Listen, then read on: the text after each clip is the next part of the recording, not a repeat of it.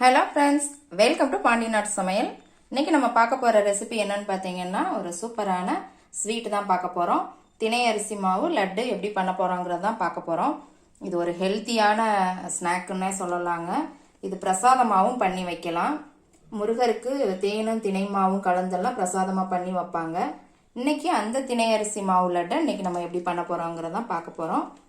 பாருங்கள், எவ்வளோ சூப்பரான லட்டு, ஹெல்த்தியான லட்டும் கூட. வாங்க இதை எப்படி பண்ணலாங்கிறத பார்க்கலாம். இதுதாங்க திணை அரிசி. இந்த மாதிரி தான் சின்ன சின்னதாக இருக்கும், மஞ்சள் கலரில் இருக்கும்.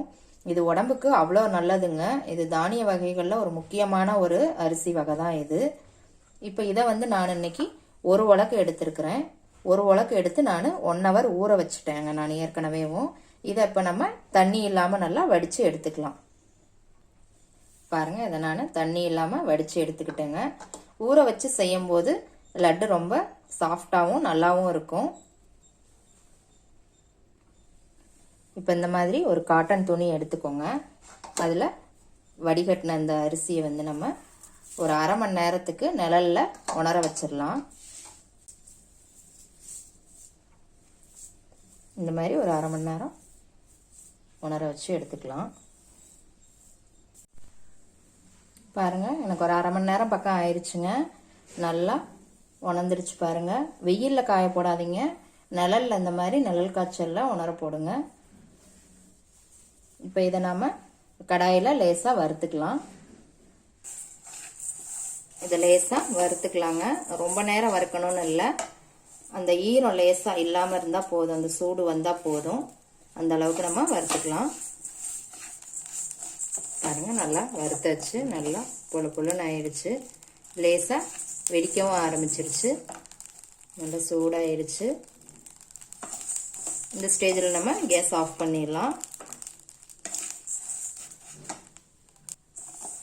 இது நல்லா ஆறுனதுக்கப்புறம் நம்ம மிக்சி ஜாரில் போட்டு நைஸாக பவுட்ரு பண்ணிக்கலாம். நல்லா ஆறட்டுங்க. நம்ம வறுத்த அரிசி ஆறுறதுக்கு முன்னாடி நம்ம தேங்காய் முந்திரி இதெல்லாம் வறுத்து எடுத்துக்கலாம். 4 ஸ்பூன் பக்கம் நெய் விட்டுக்கோங்க. நெய் உங்களோட ஆப்ஷன் தாங்க, கூட குறைச்சி சேர்த்துக்கிறது.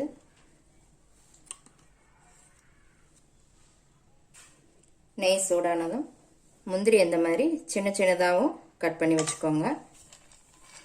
இதை வறுத்துக்கலாம். முந்திரி லேசாக வறுபடவும் துருவன தேங்காய் கொஞ்சம் இதையும் நல்லா வறுத்துக்கலாம். தேங்காய் நீங்கள் ஸ்டோர் பண்ணி வைக்கிற மாதிரி இருந்தால் இந்த லட்டுக்கு யூஸ் பண்ண வேண்டாங்க. நீங்கள் 2 நாளில் காலி ஆகுற மாதிரி இருந்தது அப்படின்னா நீங்கள் தேங்காய் இதில் சேர்த்துக்கலாம். அவ்வளோதாங்க, நல்லா வறுத்தாச்சு. இப்போ இதை ஒரு பிளேட்டில் மாற்றி வச்சுக்கலாம். இப்போ இனிப்புக்கு நம்ம வெல்லத்தை கரைச்சி எடுத்துக்கலாம். இந்த உலக்குக்கு 1 உலக்கு திணை அரிசி எடுத்தோங்க. அந்த உலக்குக்கு 1/2 உலக்கு வெல்லம் எடுத்துருக்கிறேன். நீங்கள் வெல்லம், கருப்பட்டி, நாட்டு சக்கரை இப்படி எதுனாலும் சேர்த்துக்கலாம். கொஞ்சமாக தண்ணி சேர்த்துக்கோங்க. இது பதமெல்லாம் கிடையாதுங்க, கரைஞ்சா போதும். இப்போ வெல்லம் கரைஞ்சிருச்சுங்க. கேஸ் ஆஃப் பண்ணிடலாம். நான் வறுத்த திணை அரிசியை நல்லா மிக்சியில் பவுட்ரு பண்ணி எடுத்துக்கிட்டேங்க. எவ்வளோக்கு எவ்வளோ நைஸாக அரைக்கணுமோ அவ்வளோக்கு எவ்வளோ நைஸாக அரைச்சிக்கோங்க. இப்போ இதோட 1 ஸ்பூன் பக்கம் மட்டும் தேன் விட்டுக்கலாம். இதோட நம்ம வறுத்து வச்ச தேங்காய் முந்திரியையும் இதில் சேர்த்துக்கலாம். வெல்லம் நான் வடிகட்டி எடுத்து வச்சுருக்கிறேங்க. கொஞ்சம் கொஞ்சமாக சேர்த்து இதை நல்லா மிக்ஸ் பண்ணிக்கலாம். நல்லா இந்த மாதிரி பிடிக்கிற பதத்துக்கு வர்ற வரைக்கும் இந்த வெள்ளைப்பாகை சேர்த்துக்கோங்க.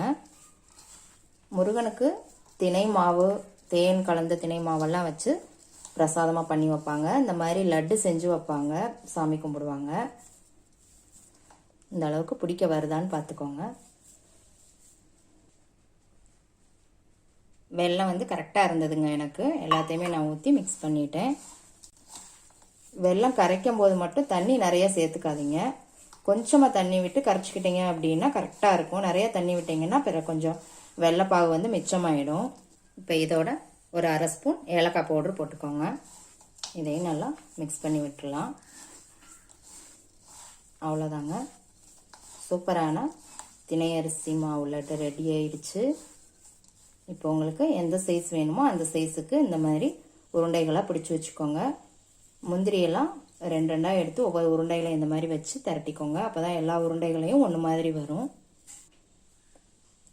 பாருங்கள், எல்லாத்தையும் உருண்டை போட்டு வச்சாச்சு. எவ்வளோ சூப்பராக வந்திருக்கு பாருங்கள். இது ரொம்ப ஹெல்த்தியான ஒரு லட்டுங்க. குழந்தைங்கள்லேருந்து பெரியவங்க வரைக்கும் எல்லாருமே இதை சாப்பிடலாம். பிரசாதமாகவும் பண்ணி வச்சு பூஜை பண்ணலாம். எவ்வளோ சூப்பராக வந்திருக்கு பாருங்கள். எப்படி இருக்குன்னு செஞ்சு பார்த்துட்டு கமெண்ட்டில் போடுங்க. லைக் பண்ணுங்கள், ஷேர் பண்ணுங்கள், சப்ஸ்கிரைப் பண்ணுங்கள். கூடவே பெல் ஐக்கான் பட்டனையும் அமுக்குங்க. மறுபடியும் வேற ஒரு ரெசிபியோடு சந்திக்கலாம் ஃப்ரெண்ட்ஸ். அன்போடு சமைத்து ஆனந்தமாய் உண்டு இன்பமாய் வாழுங்கள். வாழ்க வளமுடன்.